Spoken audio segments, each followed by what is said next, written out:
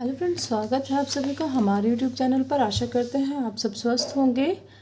हमने जीओसी का first part आपको कराया है। फर्स्ट पार्ट में हमने बताया है कि ऑर्गेनिक कंपाउंड की हिस्ट्री क्या है। ऑर्गेनिक कंपाउंड्स जो है हमारे पास कार्बन और हाइड्रोजन से मिलकर बने हैं, और कार्बन और हाइड्रोजन मेन कंपोनेंट हैं उनके, मतलब मेन एलिमेंट है। उसके अलावा अदर एलिमेंट भी अटैच होते हैं। फिर हमने पढ़ा है कि हाइड्रोकार्बन्स कैसे क्लासिफिकेशन होता है, सैचुरेटेड और अनसैचुरेटेड। फिर सैचुरेटेड हाइड्रोकार्बन्स में एल्केन्स आते हैं, अनसैचुरेटेड में एल्कीन्स और एल्काइंस आते हैं, जिनका हमने नोमेनक्लेचर एक टाइप से जो उनके मेंबर्स हैं ग्रुप के, क्या सफिक्स लगता है, कौन सा बॉन्ड प्रेजेंट होता है, ये सब हमने पिछले वीडियो में कवर किया है पार्ट 1 में। आज हम पढ़ेंगे राइटिंग द स्ट्रक्चरल फॉर्मूला। तो सबसे पहले हम बात कर लेते हैं कंप्लीट फॉर्मूला। जो कंप्लीट फॉर्मूला होता है ये रिप्रेजेंट होता है Lucy structure in which bond pairs represented. जो कंप्लीट फॉर्मूला होता है, मान लिया हमने लिखा है CH4, तो यहाँ पे हम आपको दिखाएंगे कि H कार्बन ऐसे C के साथ अटैच है, तो ये जो डैश है ना, ये डैश, तो ये लोन पेयर को शो कर रहा है। इस डैश बराबर हम ऐसे अगर इसे लिखें तो हम इसे ऐसे दिखा सकते हैं, 2 इलेक्ट्रॉन के साथ एक कार्बन जुड़ा हुआ है, इधर भी 2 इलेक्ट्रॉन के साथ एक कार्बन जुड़ा हुआ है, इधर भी 2 इलेक्ट्रॉन के साथ, इधर पे भी। तो ये जो डैश है ये लोन पेयर को रिप्रेजेंट कर रहा है। ये डॉट्स होते हैं जिन्हें लोन पेयर होते हैं ये हमारे पास। अब यहाँ पे हम बात करते हैं कंडेंस फॉर्मूले की। कंडेंस फॉर्मूला जो होता है उसमें हम लोन पेयर को नहीं दिखाते हैं, एक डैश लगा देते हैं CH3 एट इट। तो ये एक प्रोपेन का कंडेंस फॉर्मूला है। यहाँ पे कोई खोल के नहीं दिखाया हमने, रिप्रेजेंट नहीं करा है। उसके बाद थर्ड रिप्रेजेंटेशन आता है line angle formula, bond like और stick figure. Line angle formula हम कैसे लिखते हैं, मान लिया हमने C3H8 ही लिखा है, तो लाइन एंगल फॉर्मूला क्या होगा, एक कार्बन तो हमने यहाँ पे रिप्रेजेंट करा, दूसरा कार्बन ये बनाया और तीसरा कार्बन ये बनाया, तो ये लाइन एंगल फॉर्मूला हो गया। मान लिया हमें बनाना है C4H10 का, तो हम क्या करेंगे, 1 2 3 4, तो ये ब्यूटेन का हमारे पास लाइन एंगल फॉर्मूला तैयार हो गया। अगर हमें इथेनॉल का भी लाइन एंगल फॉर्मूला बनाना है, इथेनॉल का पहले तो हम केमिकल फॉर्मूला की बात कर लेते हैं। C2H5OH ये हमारे पास इथेनॉल का केमिकल फॉर्मूला है। इथेनॉल का केमिकल फॉर्मूला ये है। अब इसे हमें लाइन एंगल फॉर्मूला बनाना है। लाइन एंगल फॉर्मूला बनाने के लिए हमें 2 कार्बन लेने हैं, एक ये, और इसी कार्बन के साथ, चाहे तो इस कार्बन के साथ चाहे इस कार्बन के साथ OH ग्रुप को आप अटैच दिखा सकते हो। ये हमारे पास लाइन एंगल फॉर्मूला है। अब ऐसे हमने एक कार्बन बनाया, फिर 2 बनाया और ये यहाँ पे OH लगा दिया। ये लाइन एंगल फॉर्मूले की बात हो रही है। अब आता है type and nature of carbon atom in organic compound. अगर हम type and nature of carbon atom in organic compound करें तो कार्बन एटम हो सकता है प्राइमरी टाइप का, सेकेंडरी टाइप का, टर्सरी टाइप का और क्वाटरनरी टाइप का। हमारे पास जो कार्बन एटम का नेचर होता है वो 4 टाइप का होता है, प्राइमरी, सेकेंडरी, टर्सरी और क्वाटरनरी।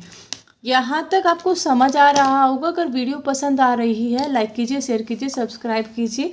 अब बात कर लेते हैं कि प्राइमरी कार्बन एटम कौन सा होता है। प्राइमरी कार्बन एटम की यदि बात करें, जैसे हमारे पास CH है और फर्दर ये यदि एक कार्बन के साथ अटैच है और बाकी इसके साथ 3 हाइड्रोजन बॉन्ड अटैच हैं, तो ये हमारा क्या है, प्राइमरी कार्बन एटम है। इसका हम जनरली फॉर्मूला दिखा सकते हैं C2H5। C2H5 primary carbon atom हो जाएगा CCH। ये वाला कार्बन भी प्राइमरी है और ये वाला कार्बन भी हमारा प्राइमरी एटम हो जाएगा, प्राइमरी कार्बन एटम हो जाएगा।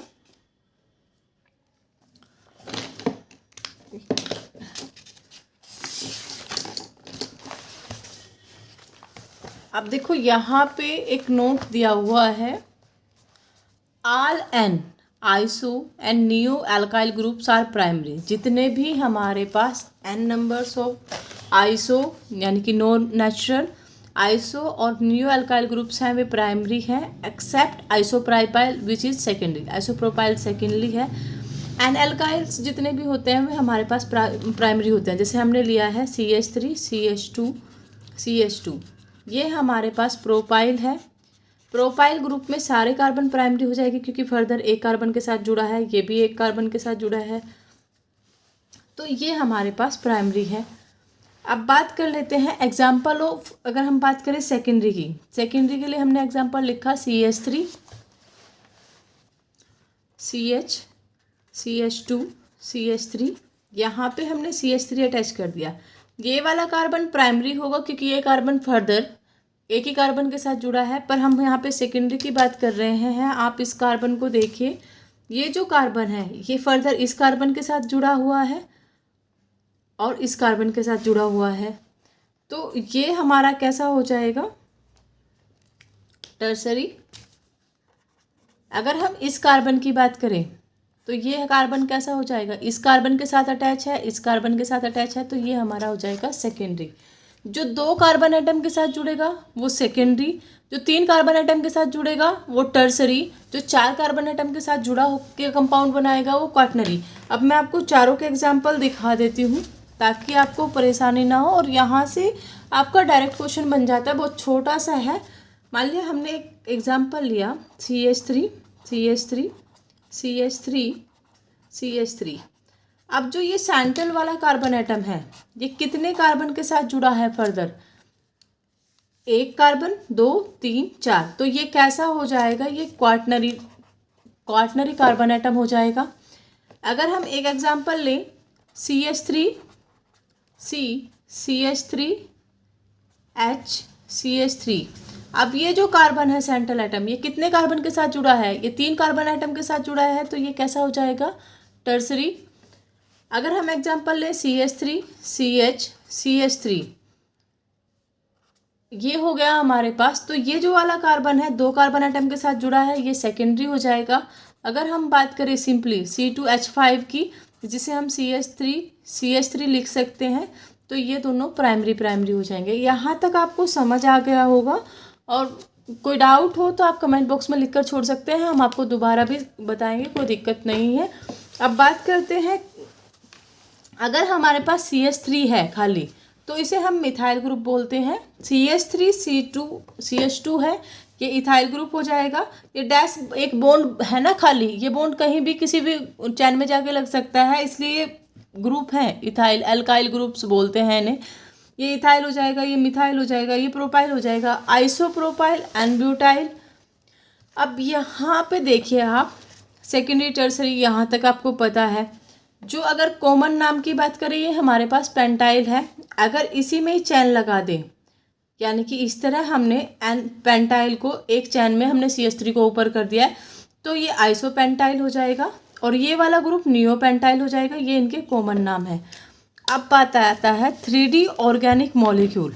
3D ऑर्गेनिक मॉलिक्यूल में अगर हम 3 डायमेंशन रिप्रेजेंटेशन करें किसी भी ऑर्गेनिक मॉलिक्यूल्स की, ये आप दिखाई दे रहा होगा। तो मान लो हमने CH4 ही लिया, ये CH4 है हमारे पास, तो हम एक सॉलिड लाइन से रिप्रेजेंट करते हैं और एक बॉन्ड को हम डैश लाइन से रिप्रेजेंट करते हैं। इसे हम वेज फॉर्मूला बोलते हैं।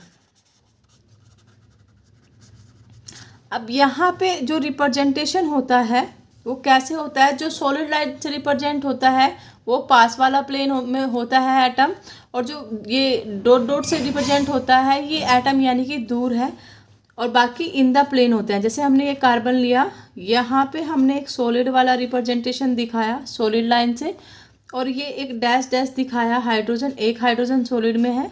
ये जो दोनों हाइड्रोजन है ये इन द प्लेन है, ये पास में है और ये दूर है। ये हमारा क्या होता है, 3D ऑर्गेनिक फॉर्मूले का रिप्रेजेंटेशन होता है।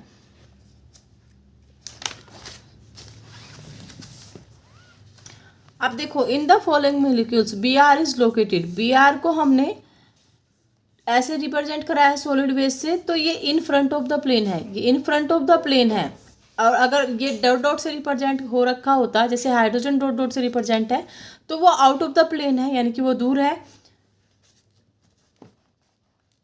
आज के लिए यहीं तक आपको करा देते हैं क्योंकि वीडियो काफ़ी लंबी हो जाएगी, फिर आपको भी बोरिंग लगेगा। आशा करते हैं आपको अच्छे से समझ आया होगा। Thank you.